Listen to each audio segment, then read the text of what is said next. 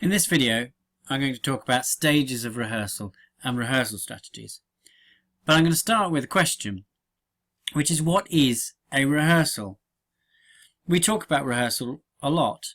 We spend a lot of time in lessons rehearsing performances ready so that we can show them to everyone else. But what actually is rehearsal? Rehearsing is a much bigger word, actually. And it is a word that we use to describe a process from which we go from nothing to a complete production, whether that's a devised piece or a scripted piece, whether it's a written play or a musical.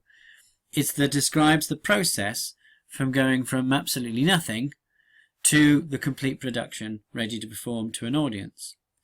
So obviously that doesn't happen by itself.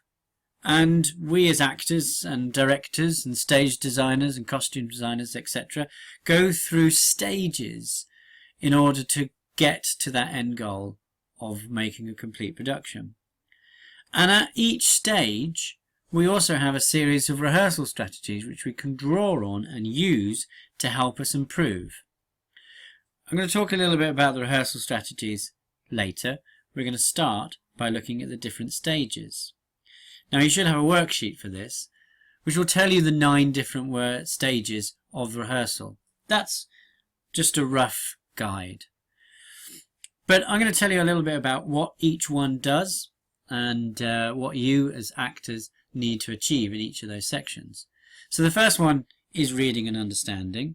And in that section, that's the point where we first read the play, or if we are devising, that's the first point at which we start to think about what we want to create in our performance. We need to understand things to do with the plot, the setting.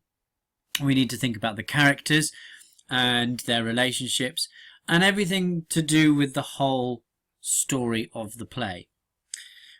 From there, we can start to do some initial blocking. That's just putting our ideas into the physical world of the stage, starting to place characters and on the stage, starting to place set on the stage, thinking about how characters would move around from each other and interact with each other, how some of the lines might be said. This is just initial blocking, and in that time we may come up with 3 or 4 different ideas of how to do one scene, but we're coming up with ideas. Now at the same time as we're doing that, we're also developing our early characterization. Because we're getting up and we're physicalizing these characters, we've understood them and read about them, we start to think about who they are. We need to bring them to life. So we might start doing some early characterization, which helps us get to know the characters. With that process, we've started that ball rolling and the momentum will build, and we start to firm up our blocking. We start to make those final decisions about where we're going to stand, where we're going to enter, how we're going to enter, how we're going to show our characters through movement and through voice and through use of space, how we're going to show the relationships between characters. And so therefore we're also going to develop and firm up our understanding of our character as well, with yet more detailed characterization work. We're going to then, once we finish blocking our performance, improve and develop our performance work. Once you've got your piece of performance, we need to then look at little details of how we can improve it. Think about the use of space between 2 characters. Really explore how that communicates what the characters feel about each other, and whether it's doing that enough or whether we need to make changes. Really explore the use of voice and think about our intonation and tone of voice and whether that's communicating perfectly. We can experiment with things. We can change things slightly, go back to the original way of doing it. We can develop our movement and our gestures, just explore them, make sure they're right, looking at little details to make sure that what we're communicating as actors to the audience is really appropriate to that character. Then we go into more kind of construction elements to do with sound and costume and lighting, and that's when we start to build in design elements into it. We start adding tech rehearsals as well, and we finish off with dress rehearsals. Tech rehearsals are when we go through technical elements of the production. Quite often that involves introducing lights for the first time, introducing set for the first time, That can be quite a slow process because it's got to be merged together to make one production. Things have got to make sure that they're right. Maybe the actors need to change their positions slightly for the lighting. Maybe the lighting needs to change. It's a compromise between the technical side and the acting side. And then of course dress rehearsal is the point where everything comes together. We've got the costumes, the lights, the set, the production, all of it, and then we get used to the idea of performing with all these elements ready for the audience to come in on the first night. So these 9 rough stages of rehearsal, it's a process that we go through when we create a performance. Those early stages often overlap that initial blocking, early characterization, but once the momentum starts and we start blocking properly and we start really exploring our characters both in theory and in practice, we really then drive towards having a production which we can then share with an audience. But each stage isn't just a case of going through and making something. Each stage has also a series of rehearsal strategies that we can use to help us improve. And that's what a rehearsal strategy is. And here we have 2 different terminology. Rehearsal strategies, rehearsal techniques. I've heard both be used, and to be honest, they mean the same thing. So I'm going to carry on with the word rehearsal strategies, but you may know them as rehearsal techniques. And they are activities that help us as actors develop or improve the play.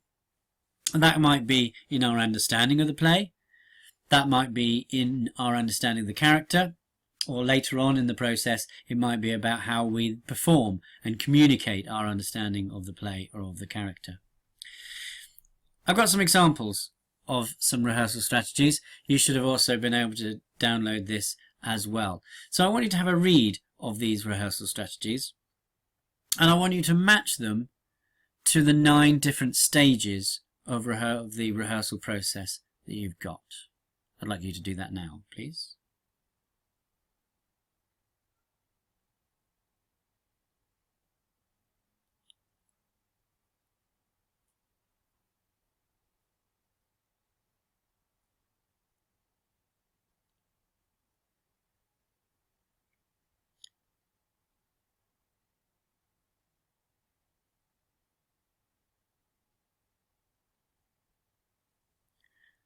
Hopefully you'll have paused the video and you'll have been able to match those up.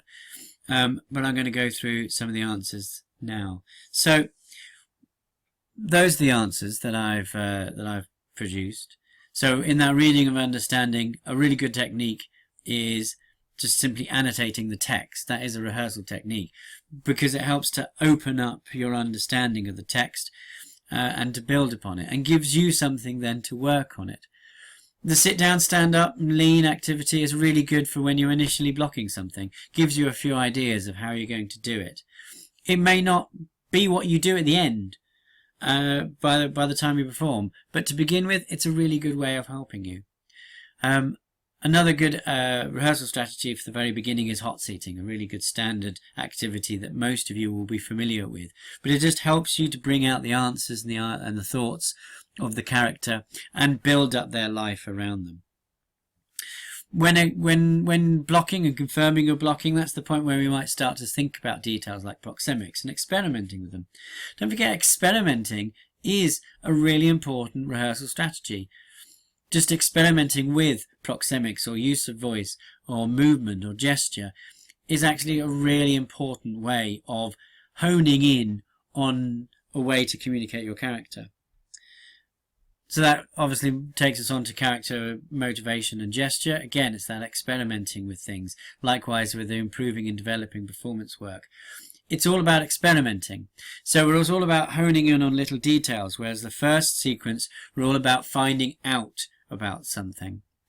So experimenting with different props, working with entrance and exits for tech rehearsals and speed reads is a good way of helping get ready for dress rehearsals and the final performance. Obviously those are just 9 rehearsal strategies, but actually there's loads more, and I know that you will know lots of them. So what I would like you to do now is I'd like you to add as many different rehearsal strategies as you can think of for each of these stages into your graphic organizer.